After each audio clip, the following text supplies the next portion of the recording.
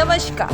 आज हम आपको एक ऐसा अनोखा किस्सा बताने वाले हैं जिसे शायद जानकर आपको भी हैरानी होगी। यूपी के ओरिया जिले के गांव में एक टूटे मकान में 4 बहन 2 भाई अपने माँ बाप के साथ सो रहे थे। अचानक तेज बारिश होने लगी। फिर घर के बाहर गोली चलने की आवाज आई। दरवाजा तोड़ते हुए 3 आदमी और एक औरत समेत 10 लोग घर के अंदर आए और गोलियां देते हुए 13 साल की एक बच्ची को उठाकर चंबल के बीहड़ में ले गए। साल 1980 में रोते गिड़गिड़ाती हुई पूरी रात पैदल चलाकर सीमा को बीहड़ ले जाया गया। वहां पहुंचने के बाद सीमा को पता चला कि उसका अपहरण चंबल के डकैत लाला राम और उसकी गैंग ने कर दिया। छोटी सी सीमा को कड़ी निगरानी में रखकर लगातार रेप किया गया। सीमा को लगा घर वाले पुलिस से शिकायत करेंगे और पुलिस उसे छुड़वा ले जाएगी, लेकिन ऐसा कुछ नहीं हुआ। उसके पिता ने लाख कोशिश की, दर दर भटके पुलिस के पास भी गए, लेकिन पुलिस ने रिपोर्ट तक दर्ज नहीं की। पुलिस ने कहा, निकल यहाँ से, तेरी बेटी किसी के साथ भाग गई होगी, तू यहाँ रिपोर्ट लिखवाने आया है। इसी बीच सीमा ने भी बीहड़ों से कई बार भागने की कोशिश की, लेकिन डकैत के चुंगल से भाग नहीं पाई। लाला राम ने निगरानी में लगे 20 डाकुओं से बोल रखा था, अगर लड़की भागने की कोशिश करे तो इसको गोली मार देना।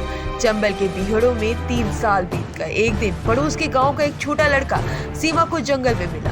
उसने सीमा को बताया, भुआ, पुलिस ने तुम्हारे माँ बाप और भाई को जेल में डाल दिया, तुम्हारे घर की कुर्की तक करा दी गई है। अब तक सीमा किडनैपर लाला राम के साथ सहज हो गई।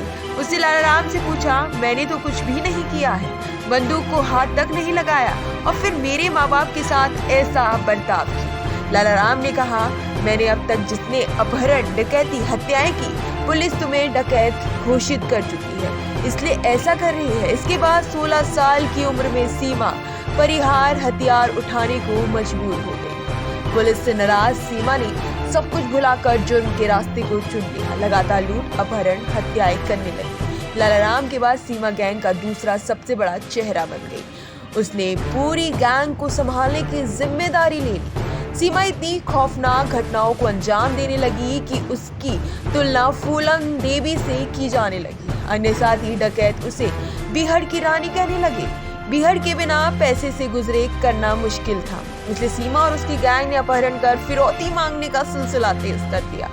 रसूखदार लोग उनके बच्चे बीवियों को किडनैप करते, फिरौती मांगते, फिरौती ना मिलती तो हत्या करते थे। सीमा का नाम अखबारों की सुर्खियों में आने लग गया। अब तक उसके ऊपर 200 अपहरण, 70 हत्याएं और करीब 30 लूट के मामले दर्ज हो चुके थे। अब सीमा की गैंग के पास ठीक ठाक पैसा हो चुका था।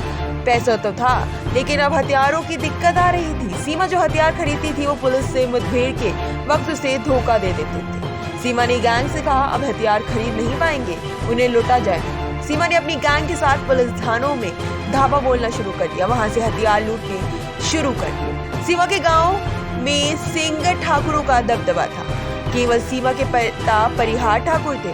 बहुत ज्यादा गरीब होने के कारण सीमा के पिता को दबा कर रखने की कोशिश की जाती थी। सीमा का पूरा परिवार बकरियां पाल कर अपना गुजारा किया करता था। उस समय गांव के सरपंच और सिंगर ठाकुर गंभीर सिंह ने सीमा के पिता से कहा, अपनी 4 बेटियों को हमारे गांव के लड़कों से ब्याह दो, हम तुमको जमीन और घर दे देंगे। पिता ने कहा, मैं पैसे से गरीब हूँ, लेकिन कुल से नहीं, मैं ऐसा नहीं कर सकता। उसके बाद गंभीर सिंह ने डाकुओं से मिलकर सीमा का अपहरण कराया था। जब सीमा ने बंदूक उठाई तो सबसे पहले इन्हीं सिंगर ठाकुरों को अपना निशाना बनाया। आए दिन उनके साथ लूट की जाती, मारपीट की जाती और हत्या कर दी जाती। हालात ये हो गए कि गांव के ठाकुरों ने घरों से बाहर निकलना बंद कर दिया। पूरे चंबल में सीमा की तूती बोलने लगे। बड़े बड़े डाकू उसकी इज्जत करने लग गए। माथे पे काला टीका लगाए, सिर पर लाल पट्टी बांधे और बागी की वर्दी पहनने वाली सीमा लोगों के सपने में आने लगी थी। विदेशों में तक जुर्म की चर्चाएं होने लगी थी। इसी बीच लाला राम की गैंग में एक नए डकैत निर्भया गुर्जर की एंट्री हो गई। निर्भया और सीमा को एक दूसरे से प्यार हो गया। डाकू लाला राम दोनों की शादी करा देते हैं। सब कुछ ठीक चल रहा होता है। कुछ दिन बाद सीमा बिहड़ के बगल के बसे गांव जाती है। कुछ महिलाएं उससे शिकायत करती हैं, आपके यहाँ से कुछ लड़कियां आई हैं, उनमें से एक नाम निर्भया था, वो हमारी लड़की का बलात्कार करके गया है।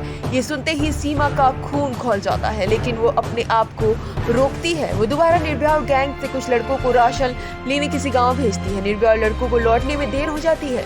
सीमा उन लड़कों को लाइन में खड़ा करके उनकी छाती पर बंदूक अड़ती है और पूछती है कि 2 किलोमीटर दूर गांव से वापस आने में इतनी देरी क्यों हुई। एक लड़का बताता है कि निर्भया एक नाई के घर में घुस गया, उसकी लड़की के साथ जबरदस्ती करके आया है, इसलिए इतनी देर हो गई। बस फिर क्या था, सीमा निर्भया को सुबह 5 बजे अपनी गैंग से निकाल कर भगा देती है और दोबारा दिखने पर उसे गोली मार देने की धमकी देती है। निर्भया वहां से चला जाता है। इसके बाद निर्भया बड़ा डाकू बनता है और एक के बाद एक 5 शादियां करता है। डाकू निर्भया सिंह की कहानी हम आपको जरूर सुनाएंगे। सीमा को मिला धोखा और निर्भया के साथ उसकी लव स्टोरी उस दौर में बीहड़ों में चर्चा का विषय होती थी। तो कैसी लगी आपको सीमा की कहानी? क्योंकि सीमा के अनुसार पुलिस ने अब तक अपनी एक भी शर्त को पूरा नहीं किया है।